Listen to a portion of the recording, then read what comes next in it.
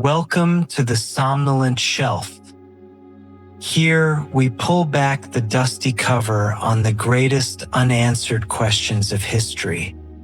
Tonight, we investigate an act of deliberate disappearance.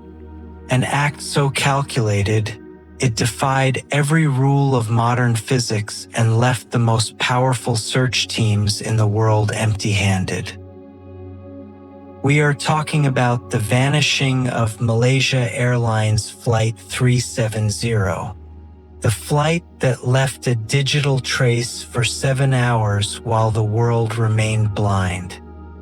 We will delve into the classified data, the hidden motives, and the chilling truth about the final hour that the world still refuses to believe. It is March 8th, 2014. The air is calm, the sky over Southeast Asia, clear. Malaysia Airlines Flight 370, a Boeing 777-200ER, is cruising at 35,000 feet, a titan of the skies, carrying 239 people from 15 nations. They are traveling from Kuala Lumpur to Beijing, a flight that should have been forgotten by morning. In the cockpit, Captain Zaharie Shah, a 53-year-old with a flawless record, and beside him, First Officer Farik Abdul Hamid. The two men were minutes away from an almost imperceptible boundary in the sky, the handover from Malaysian to Vietnamese air traffic control. At 1:19 a.m., the final routine exchange occurred. Malaysian 370. Contact Ho Chi Minh 120.9. Good night, Malaysian 370. That good night was the last human voice heard from the cockpit. Exactly 1 minute later, at 1:20 a.m., the plane's secondary radar signal, the crucial transponder that broadcasts the aircraft's identity and location, went silent. This was not a power glitch. This was an intentional, cold-blooded shutdown of the plane's most vital identification system. If that wasn't enough, moments later, the ACARS, Aircraft Communications Addressing and Reporting System, the system that sends technical and maintenance data back to the airline, was also deactivated. Two critical systems systematically silenced. MH370 had transformed from a friendly commercial flight into a stealth target, invisible to the civilian world. This dual shutdown, precisely at the jurisdictional handover point, was a masterstroke of malicious intent. The pilot knew that the momentary confusion between two air traffic centers would create a crucial window of opportunity, allowing the plane to perform its next, terrifying maneuver undetected. The plane then made a sharp, deliberate turn, not toward Beijing, but westward, crossing back over the Malaysian peninsula. It was heading exactly where it shouldn't be, flying directly towards the most profound, unending mystery of the modern age. The ghost flight had begun. The vanishing act was not complete with the flick of a switch. The real genius of the crime lay in the next 60 minutes.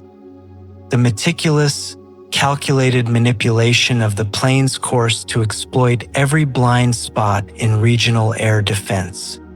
After turning west, MH370 performed a series of maneuvers that only a pilot with intimate knowledge of the area and the systems could execute. The plane's flight path initially took it over the Malaysian peninsula, right past Captain Shah's hometown of Penang. This could have been a silent, final farewell. But strategically, the turn served a deeper purpose. It was aimed directly at the Strait of Malacca, one of the busiest shipping channels in the world, yet surprisingly porous in terms of radar coverage. Military radar, which was still passively tracking the plane, showed it flying through a critical gap, a so-called no man's land, between Malaysian and Thai military tracking zones. This wasn't luck. This was a pilot counting on the exact bureaucratic hesitation and the structural weakness of shared defense. But the most chilling maneuver, the one that confirmed the intent to kill, was the radical change in altitude. Shortly after going dark, MH370 was briefly climbed to 45,000 feet, near the operational ceiling of the Boeing 777. Why such a dangerous, fuel-inefficient move? At that altitude, the air pressure inside the cabin, even with supplemental oxygen, would drop rapidly and drastically. The emergency oxygen masks, which automatically deploy, are only designed to last for a maximum of 15 to 20 minutes. Just enough time for the pilot to descend to a lower, breathable altitude. In the scenario MH370 created, there would be no descent. The pilot, wearing a dedicated oxygen mask, would remain conscious while every single person in the cabin, the passengers, the flight attendants, and the first officer, would rapidly lose consciousness due to hypoxia. They would drift into a quiet, permanent slumber, leaving the pilot in complete control of a silent 239-soul tomb. The plane then descended to a cruising altitude of around 35,000 feet again, settling into an efficient flight path over the vast, empty expanse of the Indian Ocean. The critical hour was over. The pilot was alone, the target audience was neutralized, and the plane was on a trajectory toward the greatest vanishing act in aviation history. The plane had disappeared from military and civilian radar at 2:22 a.m. It was gone. The world was blind to its movement, but a faint, persistent digital whisper continued, unnoticed, for nearly 7 more hours. This whisper was the Inmarsat satellite communication unit. Every hour, MH370 satellite unit performed an automatic handshake, a brief ping, to confirm its connection with the satellite 22,000 miles above the Indian Ocean. This wasn't navigational data. It was simply a digital pulse confirming, "I am still powered. I am still flying." British satellite company Inmarsat, using data they had never previously analyzed for such a purpose, found these 7 handshakes. Their forensic engineers pioneered a new field of investigation by examining 2 unique data points within those pings: the burst timing offset, BTO, and the burst frequency offset, BFO. The BTO data created a series of concentric circles on the map, narrowing the plane's possible location to one of 2 massive arcs. One stretched north across Central Asia. The other swept south into the desolate southern Indian Ocean, SIO. But the true revelation came from the BFO, the frequency data. This data measures the Doppler effect, the subtle change in frequency caused by the plane's speed relative to the satellite. If the plane was flying away from the satellite, the frequency would drop. If it was flying toward, it would rise. The BFO data showed a consistent, steady downward trend after the plane's final turn. This scientific data irrevocably proved that MH370 was flying south, not north. It was heading toward a point of no return, deep into the most remote, deepest part of the SIO. The ghost flight's destination was confirmed. The seventh arc, corresponding to the final ping at 8:19 a.m., represented the absolute limit of the plane's fuel.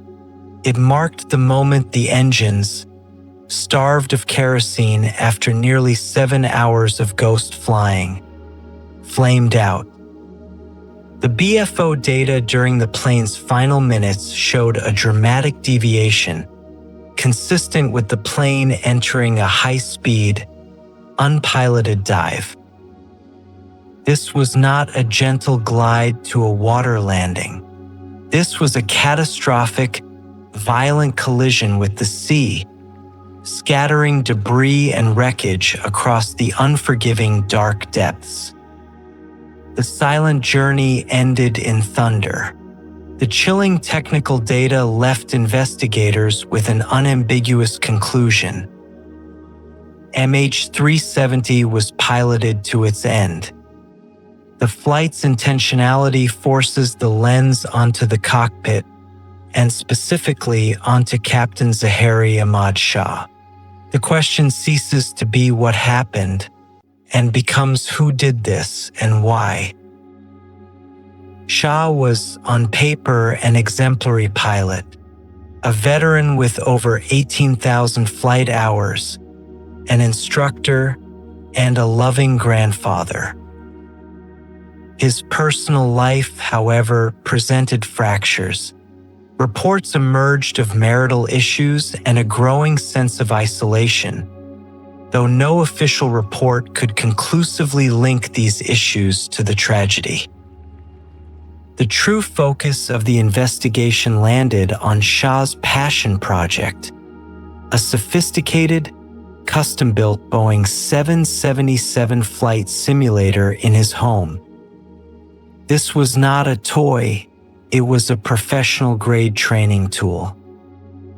It was here, within the digital landscape of his home, that investigators found the most damning, yet inconclusive, piece of evidence. The FBI, analyzing the hard drives of the simulator, recovered data showing a specific flight path that had been meticulously rehearsed and later deleted just weeks before the actual flight. This simulated route was chillingly similar to the ultimate trajectory of MH370. The simulated flight was practiced until the plane ran out of fuel over the southern Indian Ocean. This was not a random flight plan. It represented a calculated endpoint. While the Malaysian government has been cautious about definitively naming Shah the culprit, the simulator evidence is, for many independent experts, a compelling confirmation of premeditated murder-suicide. But the motive extends beyond personal despair. The intentionality of the vanishing was designed to maximize mystery.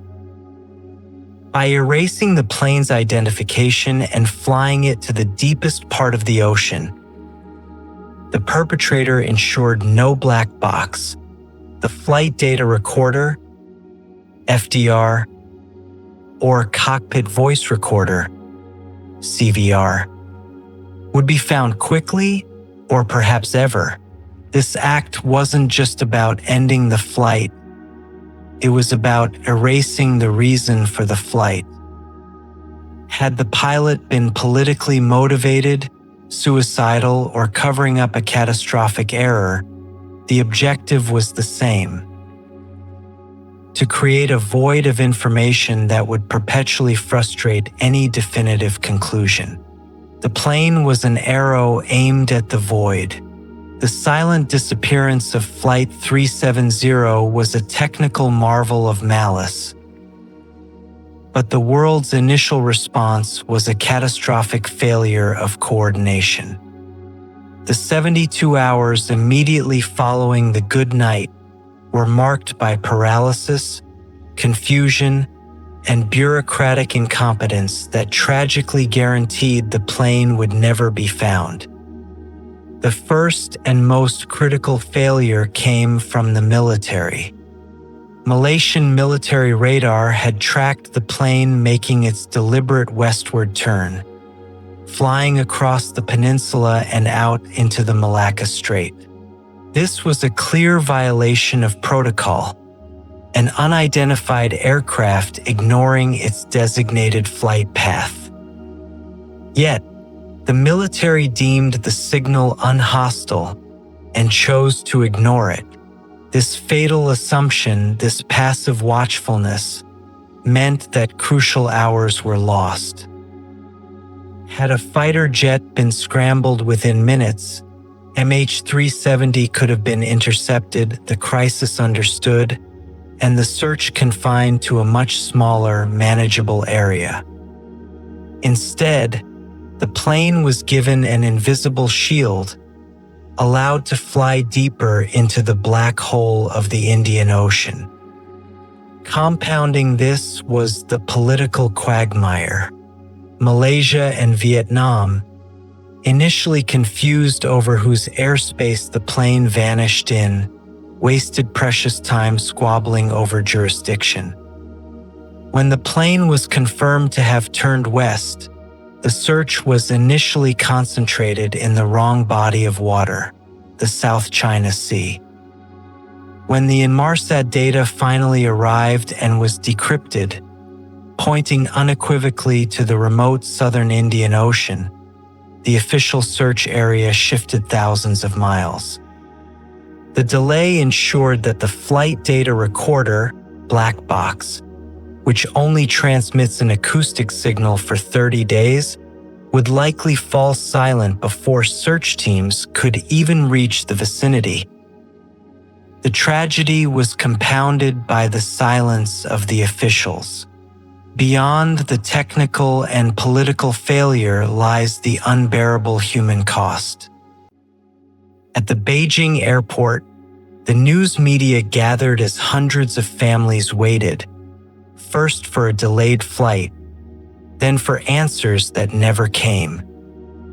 The transition from hope to agonizing uncertainty was a public spectacle of raw grief.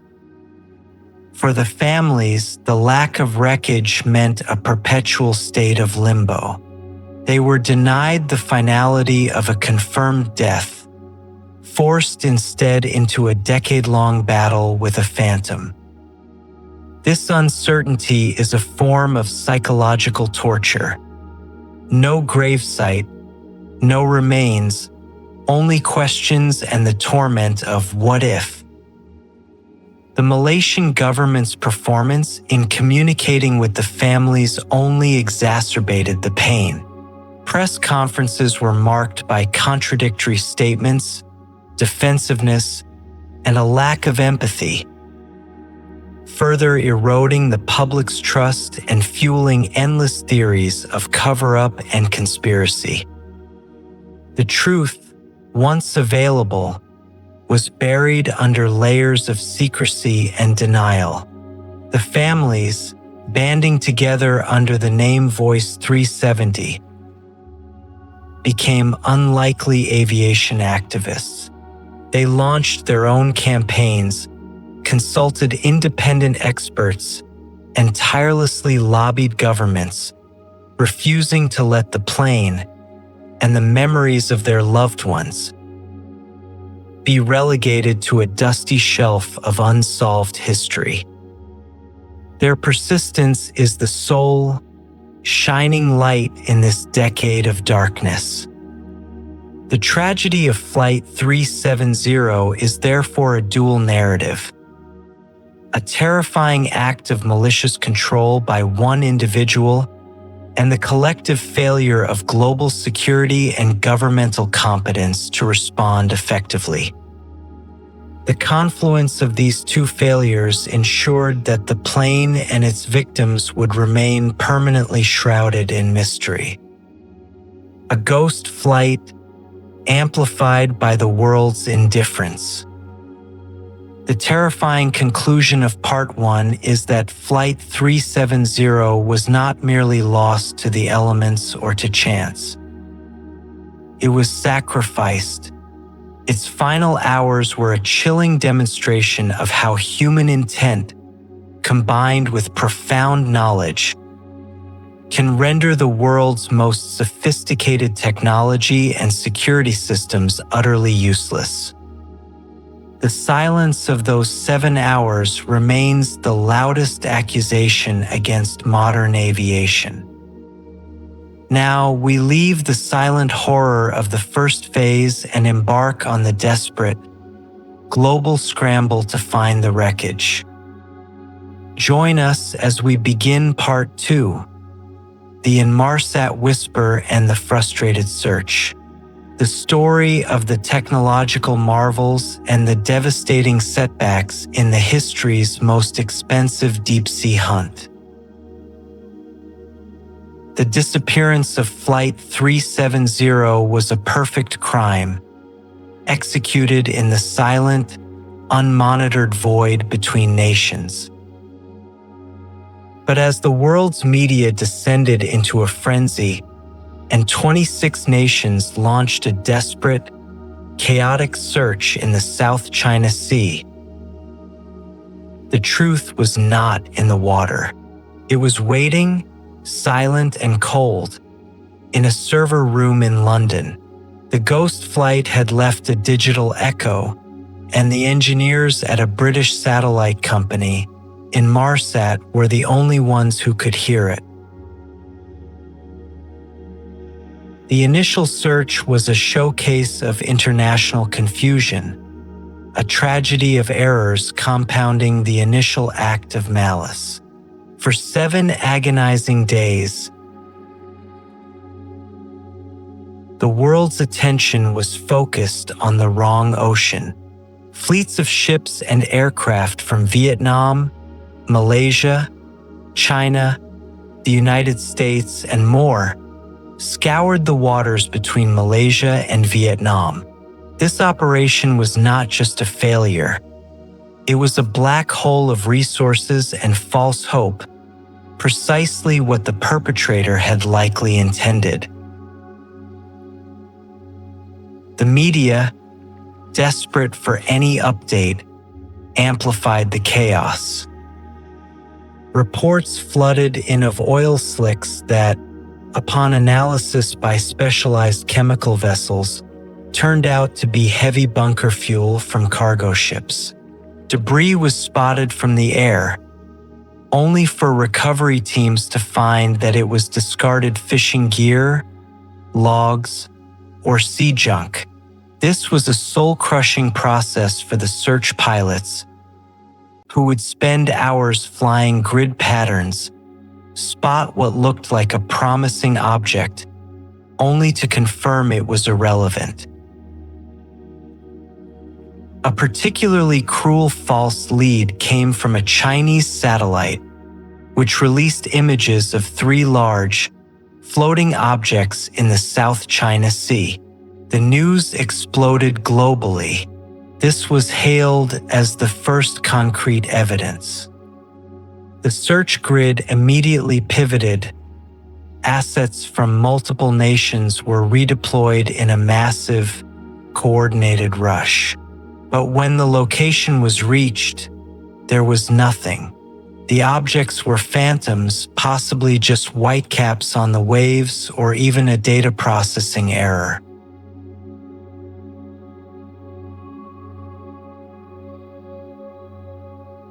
This entire 7-day ordeal, costing tens of millions of dollars and consuming irreplaceable man-hours, was a devastating distraction. The political friction was palpable. China, with 153 of its citizens on board, applied immense and public pressure on the Malaysian government, implying incompetence and secrecy. Vietnam, having initially taken charge of the airspace handover, found itself coordinating a massive international search in its own waters for a plane that was never there. Malaysia, meanwhile, was paralyzed, releasing contradictory statements. They were simultaneously attempting to manage a global crisis while privately holding the one piece of data that rendered the entire South China Sea search obsolete: the military radar data showing the westward turn. Their delay in releasing this information, whether due to bureaucratic incompetence or national security concerns, was a fatal, time-wasting error.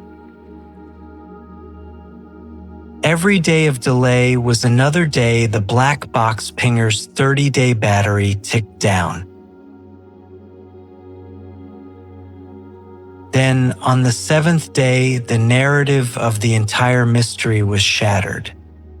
The focus shifted from the chaotic sea to a quiet office in London. Inmarsat, a company whose satellites provide communication services for ships, planes, and governments, came forward. A small team of their engineers, driven by a nagging sense of scientific curiosity, had been analyzing their logs.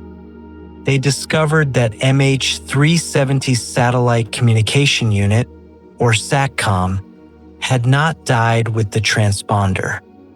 The unit, even after the ACARS and transponder were manually shut down, had continued to automatically respond to hourly status requests or handshakes from the ground station. The system was, in effect, a dormant alarm clock programmed to ping the satellite every hour, on the hour simply to say, "I am still logged onto your network." It was a background process no one was meant to see, a digital ghost in the machine. These 7 handshakes, these digital whispers, contained no content, no GPS location, no speed, no altitude. They were simply an automated pulse.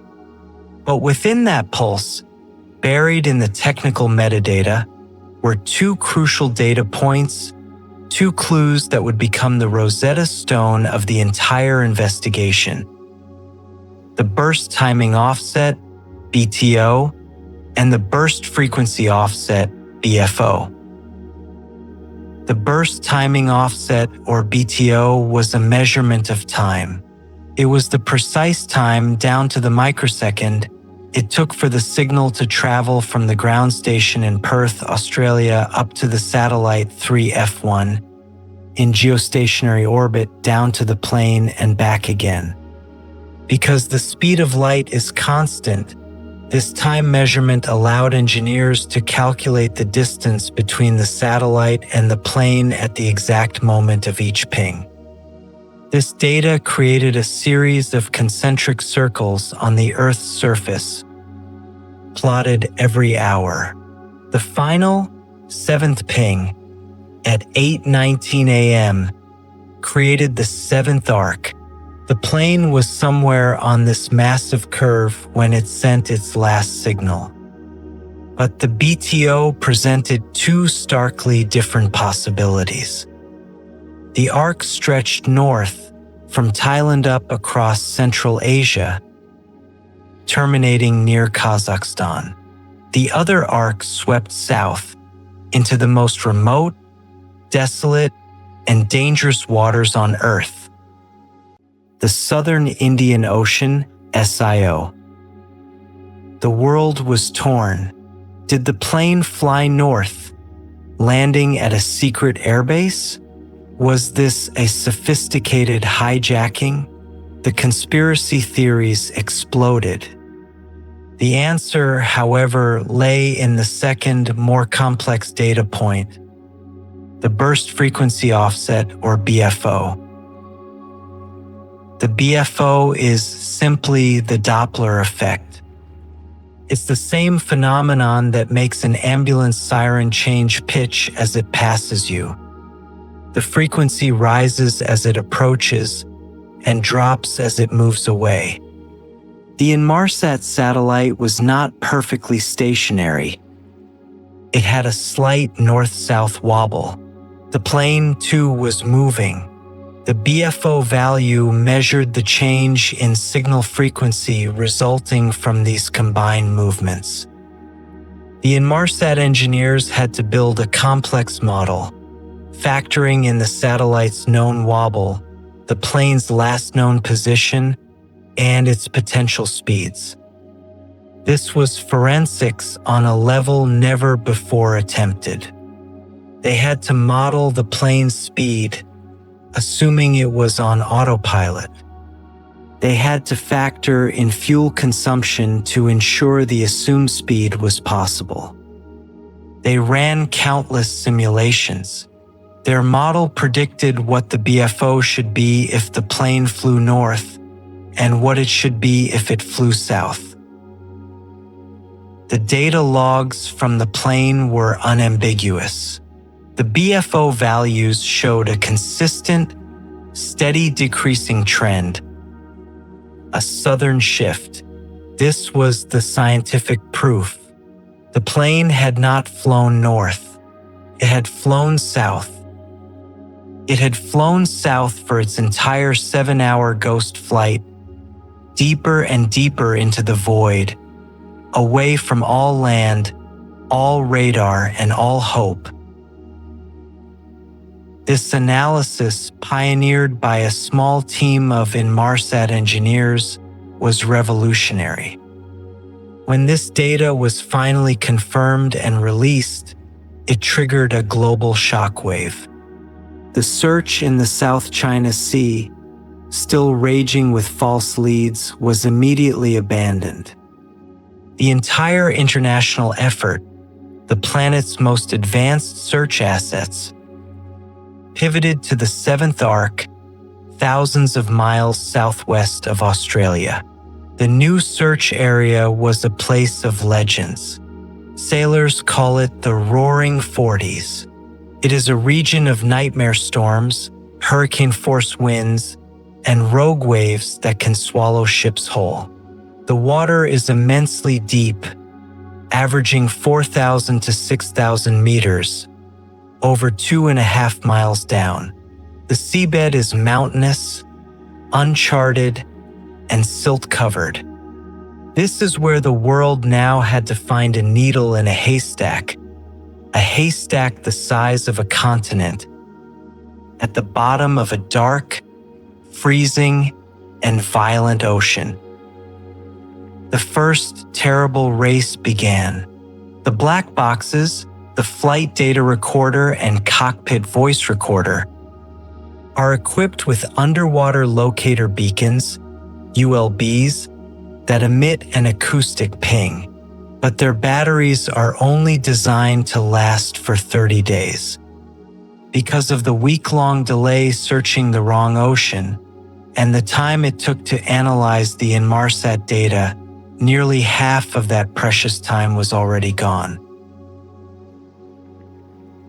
The Australian naval vessel ADV Ocean Shield was dispatched, towing a highly sensitive towed pinger locator, or TPL, desperately listening for the heartbeat of the black boxes.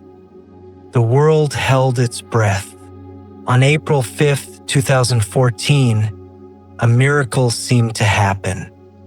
The Ocean Shield detected a faint, distinct ping at a frequency of 37.5 kilohertz, the exact frequency of a black box. Then it detected another, and another. A total of 4 pings were detected in the same general area. This was it. The search area was narrowed down to a tiny patch of the vast ocean. The Australian Prime Minister announced to the world that they were very confident. The signals were from MH370, the families of the victims who had been tortured by uncertainty. finally had a concrete location, a place to focus their grief. The end seemed near. The next step was to visually confirm the wreckage. The TPL could only listen. It couldn't see. The search team deployed the Bluefin 21, a sophisticated, torpedo-shaped autonomous underwater vehicle, AUV. The Bluefin was equipped with side-scan sonar, designed to map the seabed in high resolution. It was sent down on its first mission to the ping location. The mission failed. The Bluefin 21 was designed for a maximum depth of 4,500 meters. The seabed in this location was deeper. The AUV breached its safety limit and automatically aborted, surfacing after only a few hours. The engineers scrambled, reprogramming its software to push the machine beyond its limits, accepting the risk that it might be crushed by the immense pressure. The Bluefin was sent down again, and again. It began its slow, mowing the lawn pattern, scanning the seabed strip by strip. Each mission took 24 hours, 16 hours to scan, and 8 hours to descend and ascend. The world watched, waiting for the image that would solve the mystery. The AUV scanned the entire 850 square kilometer area defined by the pings. Found nothing. No reiki, no debris field, no impact crater, nothing. The realization was agonizing. The pings, the confident pings that had focused the world's hope on one tiny spot, were a false alarm. They were a phantom. Investigators later concluded the pings were likely an electronic anomaly from the search ship itself, or from the towed pinger locator's own electronics. The miracle had been a mirage. The search was now back to square one, but with a horrifying new reality. The 30-day battery life of the black boxes was long gone. The ocean was silent again. This was the moment the search transitioned from a sprint to a marathon. This marked the end of the initial frantic search and the beginning of a long, brutal, and expensive war of attrition. The Australian Transport Safety Bureau, ATSB, took charge of a new, expanded deep-sea survey. The search zone was widened to 120,000 square kilometers, an area the size of Greece, based on refined analysis of the Inmarsat data and new assumptions about the plane's final death dive. This was a search based not on a ping, but on pure mathematics.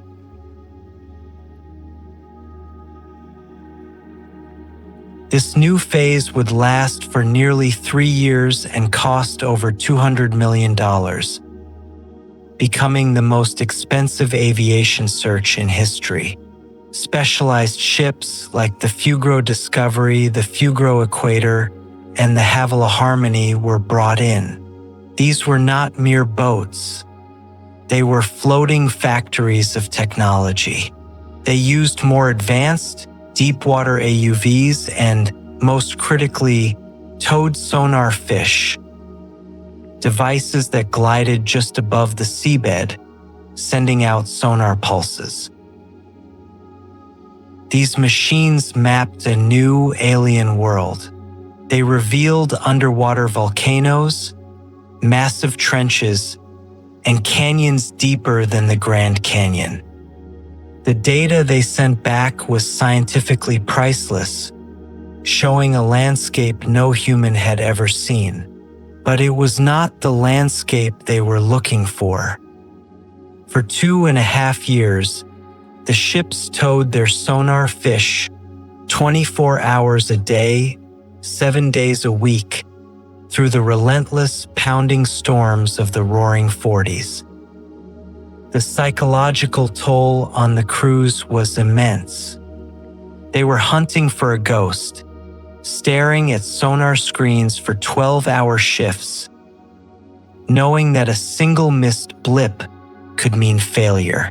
They were isolated for months at a time in the most hostile environment on the planet, searching for an answer they were beginning to believe they would never find. The crews battled 60-foot waves, equipment failures, and the crushing monotony of finding nothing.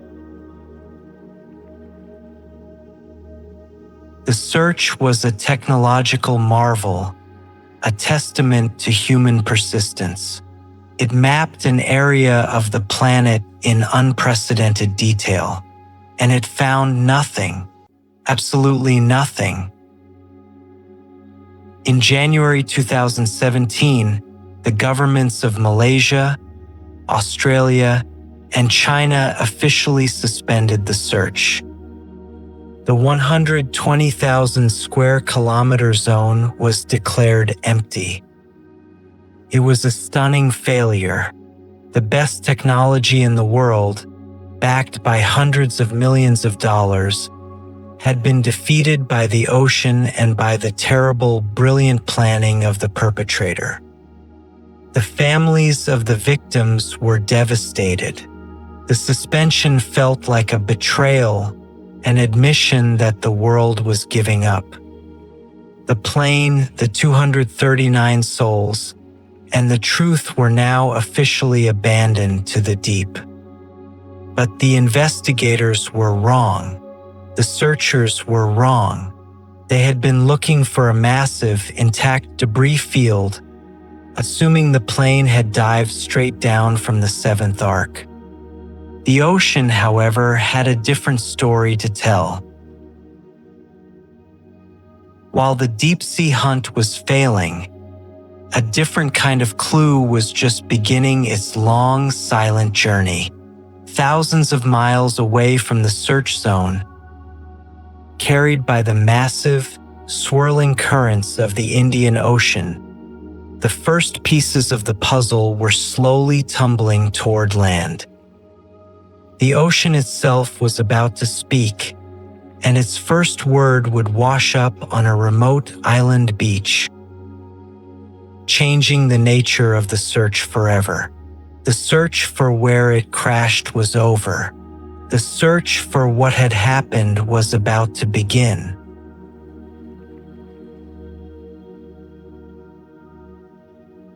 The suspension of the deep-sea search in January 2017 marked the end of the technological war against the ocean, and the technology had lost.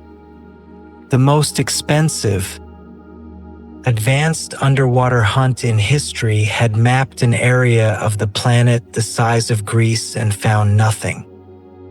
It was a devastating public admission of failure, a moment when the world officially gave up. The families of Voice 370, the collective group representing the next of kin, called it an irresponsible act, a betrayal of the promise to find their loved ones. The perpetrator, it seemed, had won. They had successfully erased 239 souls, leaving only a mathematical scar, the seventh arc, on a satellite log. But the perpetrator had not counted on the ocean itself. They had chosen the most remote part of the planet, but they had not accounted for the slow, grinding, powerful engine of the Indian Ocean gyre. While the search ships scanned the seabed in vain, the ocean was performing its own patient forensic analysis.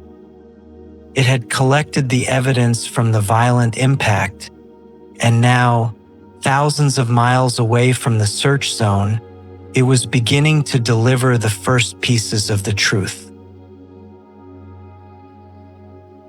On July 29, 2015, 16 months after the vanishing, a man named Johnny Bag was on a beach cleanup patrol on Réunion Island, a small French territory east of Madagascar. He spotted a large, white piece of metal, nearly 2 meters long, encrusted with barnacles, washed up on the rocky shore. It was heavy, and it clearly looked like part of an airplane wing. He reported it, and the global media, starved for over a year of any physical evidence, exploded. This was it. This was not a false ping, not a shadow on a sonar screen. This was a tangible object you could touch. French investigators from the Gendarmerie Air Transport, GTA, took custody of the piece. It was flown to Toulouse, the home of Airbus, for analysis at a specialized defense ministry lab. The world watched as they confirmed what many had suspected. The component was a flaperon, a control surface on the trailing edge of a Boeing 777 wing. A maintenance stencil plate, still readable despite the sea exposure, contained an internal serial number. That number was matched to Boeing's records. It belonged, unequivocally, to 9M MRO, the aircraft operating as Malaysia Airlines Flight 370. After 508 days of agonizing uncertainty, the first piece of physical proof was in hand. The plane had not been hijacked to Kazakhstan. It had not landed at a secret airbase. It had ended, as the Inmarsat data predicted, in a catastrophic impact with the Indian Ocean. For the families, this was a moment of profound, conflicting agony. It was the confirmation of their deepest fears, yet also the first concrete answer they had ever received. The limbo was broken. Their loved ones were officially gone. But this single piece of debris did more than just confirm the plane's fate. It held a clue to the manner of its death. The flaperon became the subject of the single most intense debate of the entire investigation. Was it deployed, or was it retracted?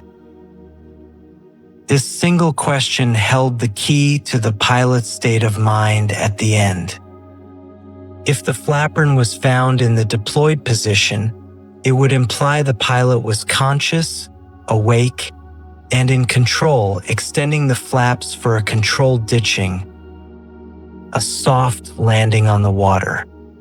This scenario supported a pilot hijacking theory, but one where the pilot was in full control until the very end, perhaps trying to land the plane as gently as possible to keep it intact and sink it, maximizing the mystery.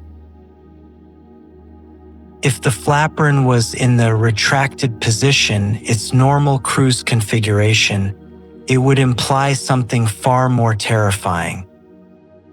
It would mean the plane was unpiloted at the end. It had flown on autopilot, run out of fuel, and entered a high-speed death dive, hitting the water at hundreds of miles per hour. This supported the ghost flight scenario, where the pilot had set the plane on its course and then, perhaps, incapacitated himself or simply let the systems fly it to oblivion. The Australian Transport Safety Bureau, ATSB, analyzed the flaperon's condition. The damage was violent. The internal levers and mechanisms were bent and fractured in a way that, in their expert opinion, was only consistent with it being in the retracted or near retracted position. The damage was not from a gentle landing. It was from a high-energy impact. The plane had been torn apart. The ghost flight theory, which perfectly matched the final high-frequency shift BFO data from Inmarsat, now had its first piece of physical corroboration. The French investigation, however, was more cautious. The gendarmerie, in their report, stated they could not definitively determine the flaperon's final position. This crack of ambiguity was all that was needed to keep the controlled ditching theory alive, championed by some independent investigators who believed the pilot was in control until the very end. This disagreement between major investigative bodies highlighted the difficulty of reverse engineering an impact from a single battered piece of metal. Even the barnacles on the flaperon Lapis anatifera were analyzed. Scientists studied their growth rate and chemical composition to estimate the temperature of the water they grew in, attempting to backtrack the flaperon's journey. While the results were not precise enough to pinpoint the crash site, they were consistent with a journey that began in the cold waters of the SIO search area and drifted to the warmer waters near Réunion. Every piece of science pointed south. The flaperon was just the beginning. The Indian Ocean gyre, that massive, slow-moving current, was now delivering a steady stream of clues. In the months that followed, dozens of pieces of debris washed up on the shores of Mozambique, South Africa, Mauritius, Madagascar, and Tanzania. An American amateur investigator, Blaine Gibson, who had dedicated his life and savings to the search, found a piece of a horizontal stabilizer in Mozambique. It was a triangular, honeycomb composite panel stenciled with the words NO step. It was confirmed by the ATSB as almost certainly from MH370. This was a crucial find. Unlike the flaperon, this was an internal piece, suggesting the plane broke up violently. Then, a section of an engine cowling with the Rolls-Royce logo was found in South Africa. An interior cabin panel, confirming the plane had fragmented from the inside out, washed up in Madagascar. A large piece of the other wing flap was found in Tanzania. In total, over 20 pieces of debris have been confirmed as likely or highly likely from the missing aircraft. Each piece was a tiny, tragic confirmation, and crucially, where they were found became the most important data point.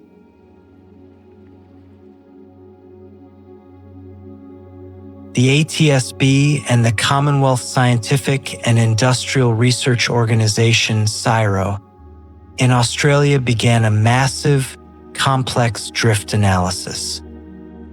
This was a new frontier of forensic science. They released thousands of replica flaperons, or drifters, into the ocean near the seventh arc and tracked them via satellite.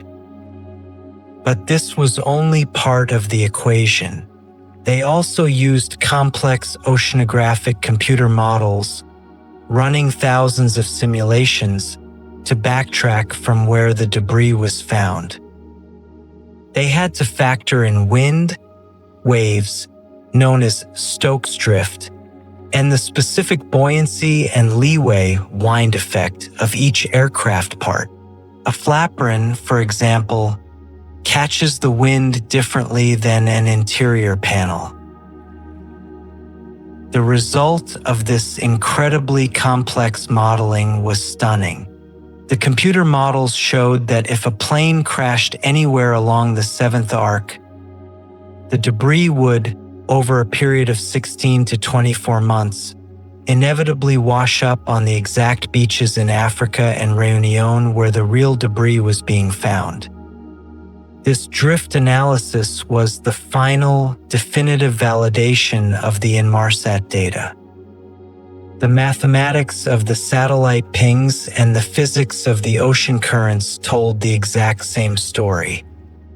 The plane was, without a shadow of a doubt, in the southern Indian Ocean. The North Arc was dead. The South China Sea theory was dead. The drift models were even more specific. They suggested the crash site was likely in the northern part of the 120,000 square kilometer search zone, or possibly just north of it entirely, centered around a latitude of 35 degrees south. This revelation came after the main search had already focused on the southern end of the arc. It was another tragic near-miss, a case of the science arriving just too late, as the ships were already being called back to port. With the where, the SIO, and the how high-speed impact now strongly established, the world's attention turned back to the suffocating central question, why? The data and the debris had painted a picture of the how, but the motive remained locked in the cockpit. The official investigation was forced to confront the three primary theories. First, was it a catastrophic mechanical failure? This is the cleanest theory, the one that absolves the crew of malice and paints the event as a tragic accident. The most popular version of this theory centered on the plane's cargo. MH370 was carrying over 200 kilograms of lithium-ion batteries. The history of lithium-ion batteries on aircraft is terrifying. In 2010, a UPS cargo plane, Flight 6, crashed in Dubai after its cargo of batteries caught fire. The fire created an uncontrollable, toxic inferno that filled the cockpit with smoke and overwhelmed the crew in minutes. The theory for MH370 goes, a fire started in the cargo hold, either from the batteries or an electrical short. This fire produced thick, toxic smoke that filled the cockpit. The pilots, in a desperate, hypoxic state, turned off the transponder and ACARs, a common procedure in an electrical fire to isolate systems, and turned the plane west, attempting to divert to the nearest suitable airport, perhaps Langkawi. But before they could land, they were overcome by the smoke and died at the controls. The plane, still on autopilot, then simply flew on its last heading until it ran out of fuel. A true ghost flight created by tragedy, not malice. This theory is compelling, it's clean, but it is contradicted by the evidence. The UPS Flight 6 crew, despite the inferno, did broadcast a mayday call. The pilots of MH370 were silent. A pilot diverting for an emergency would have descended, not climbed to 45,000 feet, an act that seemed designed to accelerate hypoxia, not fight it. And most damningly, a plane flying dead on autopilot would not have navigated the precise waypoints through the no man's land between Thai and Malaysian radar. Furthermore, a fire of that magnitude would likely have sent automated alerts via the ACARS system before the ACARS was manually shut down. No such alerts were ever received. The fire theory, while tragic, simply does not fit the cold, calculated precision of the flight's final path. The second theory, an external hijacking. This posits that terrorists, perhaps hidden among the passengers, stormed the cockpit and seized the plane. This theory gained traction in the first chaotic days when it was revealed two passengers, two young Iranian men, had boarded using stolen European passports, one Austrian, one Italian. The media seized on this. This was the link to terrorism. But this theory, too, collapses under scrutiny. Interpol and all associated intelligence agencies investigated the two men and concluded they were not terrorists. They were simply asylum seekers, refugees attempting to start a new life in Europe, using the most common route available to them.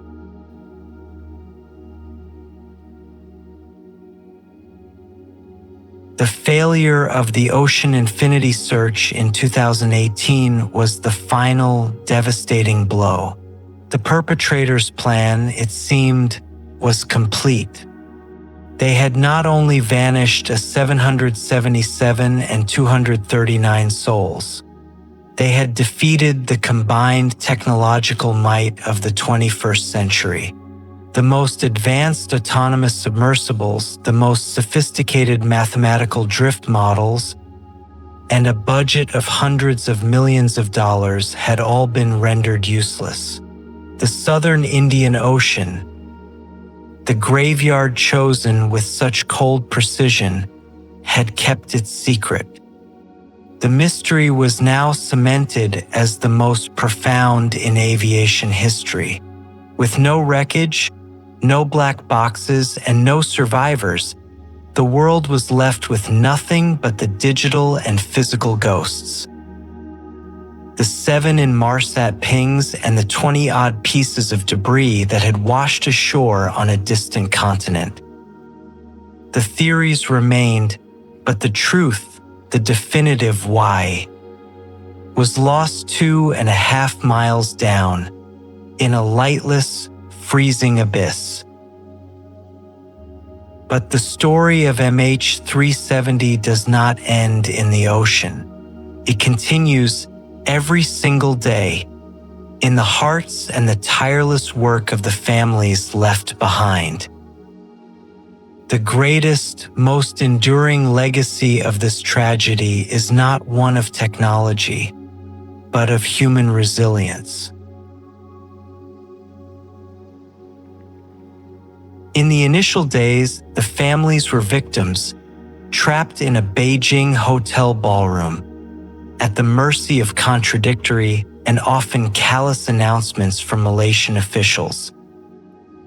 They were consumed by a grief that had no name, a state of ambiguous loss, a psychological torture where there is no body, no funeral, no finality, and therefore, no path to closure.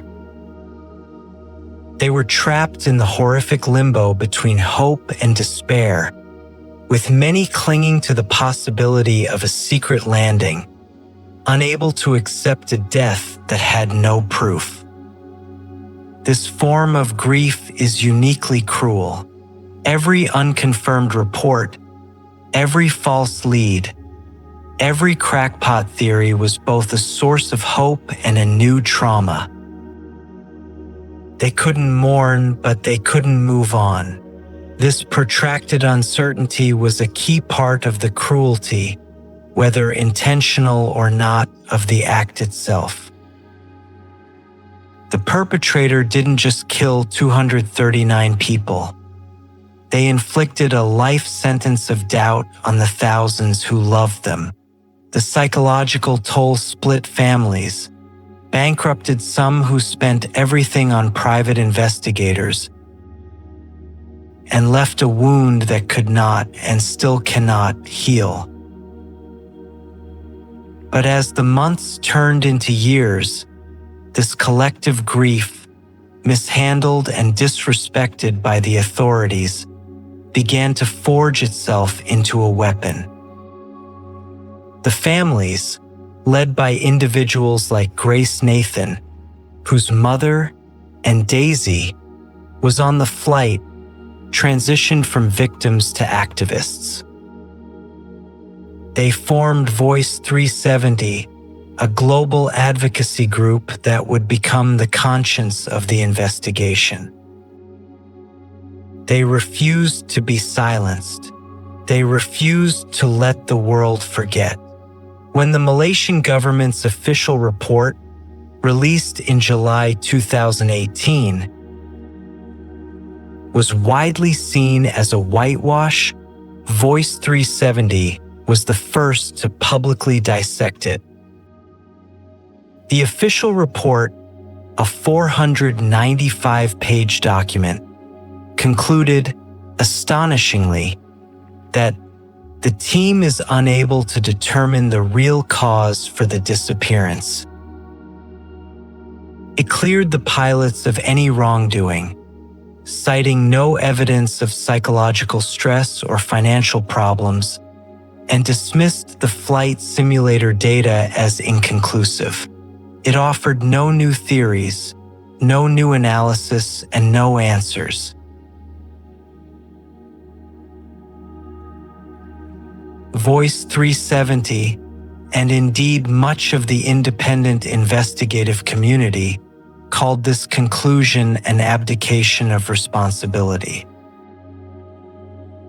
The families pointed out the report's internal contradictions, its failure to adequately explain the military's inaction, and its convenient avoidance of the pilot suicide theory, which, while painful, was the only theory that fit all the available evidence. The report, they argued, was a bureaucratic exercise in closing a file, not solving a crime. The families became forensic experts by necessity. They learned the technical language of BFO data, flaperon mechanics, and oceanographic drift analysis. They hired their own lawyers, lobbied their own governments, and maintained a constant global pressure campaign. They became a sophisticated, permanent lobbying force that aviation regulators could no longer ignore. They ensured that every piece of debris found by amateurs like Blaine Gibson was collected, analyzed, and added to the official record, often fighting against official indifference. They fought for the raw Inmarsat data to be released to the public, an act of transparency that allowed a global community of independent analysts to verify the findings and, in many cases, refine them.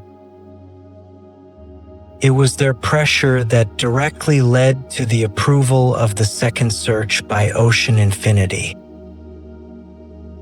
They are the reason this mystery is not a cold case. Their fight is not just for their loved ones. It is a fight for aviation safety, a fight to ensure that no one else ever has to endure the hell of ambiguous loss.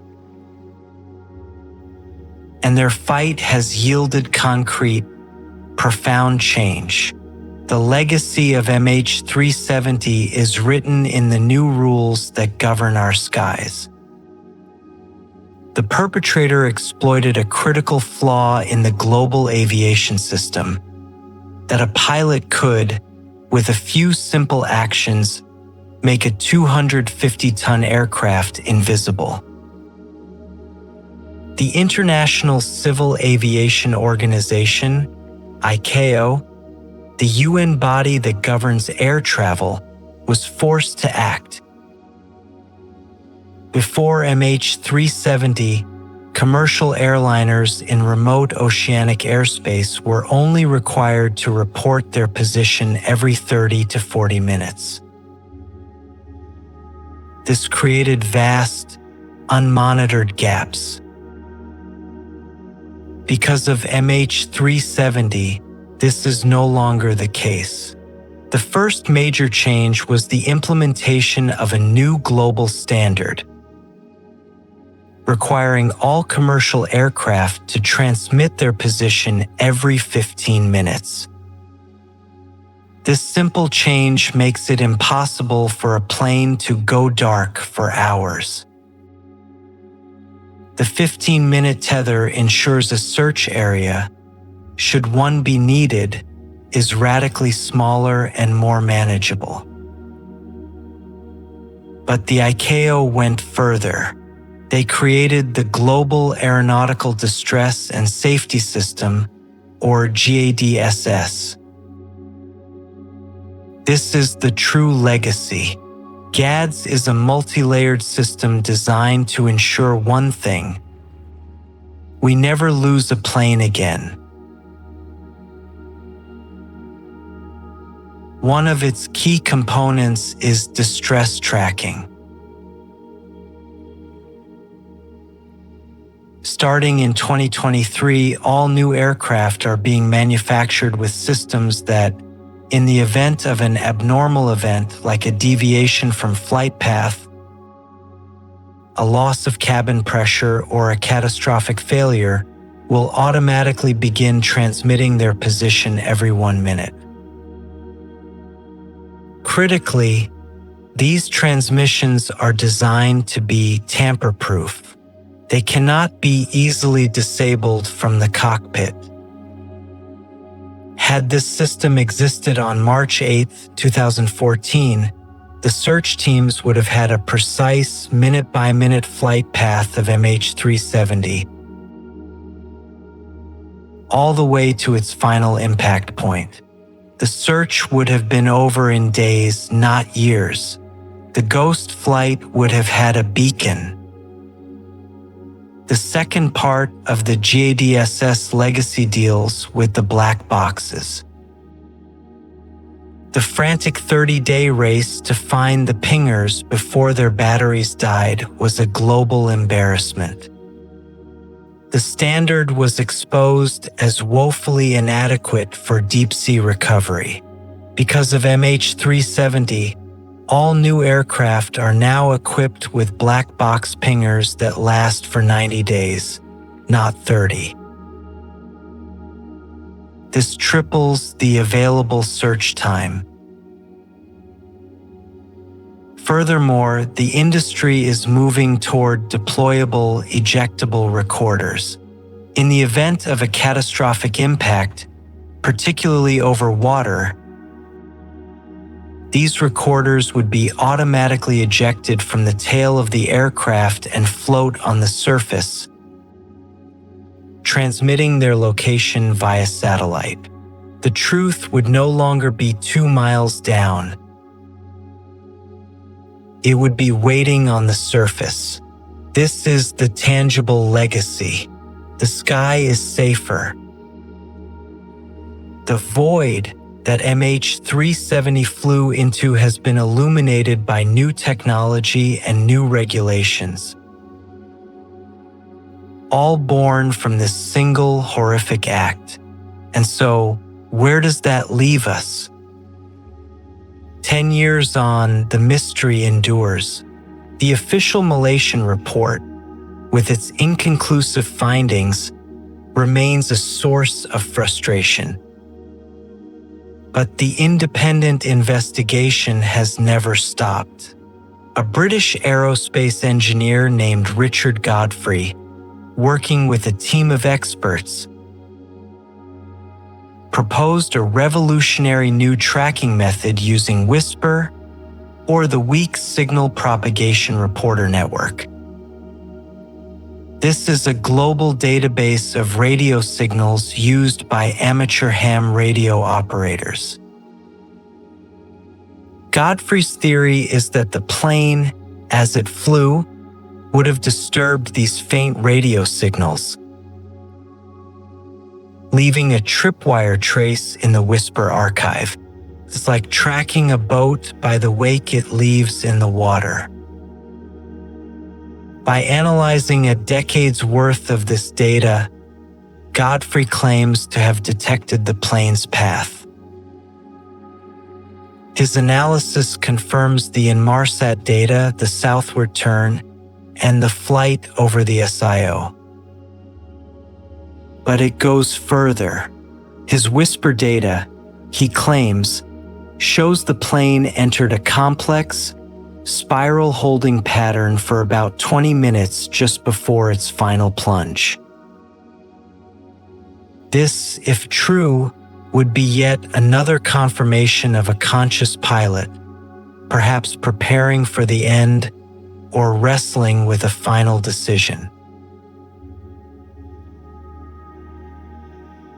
This whisper data, combined with the refined drift analysis, has identified a new, highly specific and much smaller search area, centered at a latitude of 33 degrees south, about 1,500 kilometers west of Perth. It is, by all accounts, the most promising lead since 2014. Based on this new data, Ocean Infinity has once again stepped forward. In 2023 and 2024, they have repeatedly proposed a new no-find, no-fee search, armed with even better next-generation robotic technology called Armada. They are willing to wager millions of their own dollars that they can find the plane in this new location. The families of Voice 370 have relentlessly lobbied the Malaysian government to accept this offer. The Malaysian Transport Minister has stated he is optimistic the search will resume, but as of now, that decision is still pending, caught in political inertia. The world waits, holding its breath for one final search, one final roll of the dice. The plane is still out there. The wreckage, the recorders, and the 239 souls lie in the dark, waiting. The story of MH370 is a chilling testament to the fact that no system, no matter how advanced, is immune to the darkness of human intent. It is a story of technological failure and human failure. But it is also a story of incredible scientific innovation born from tragedy, and of the unbreakable strength of families who refuse to let the world look away. If this deep dive into one of history's most profound and haunting mysteries has helped you understand the world, even in its darkest moments, please consider subscribing to the Somnolent Shelf. We are dedicated to uncovering the truth, no matter how deep it is buried. The final, terrifying question remains. The what and where are known, the how is understood, but the why is still lost. The void that swallowed Flight 370 was not just in the southern Indian Ocean. It was in the mind of the man who flew it there. Now we turn to you. After analyzing the evidence, the simulator, the shutdown sequence, the 45,000-foot climb, and the 7-hour flight to nowhere, what do you believe happened in the cockpit of MH370? Share your theory in the comments below.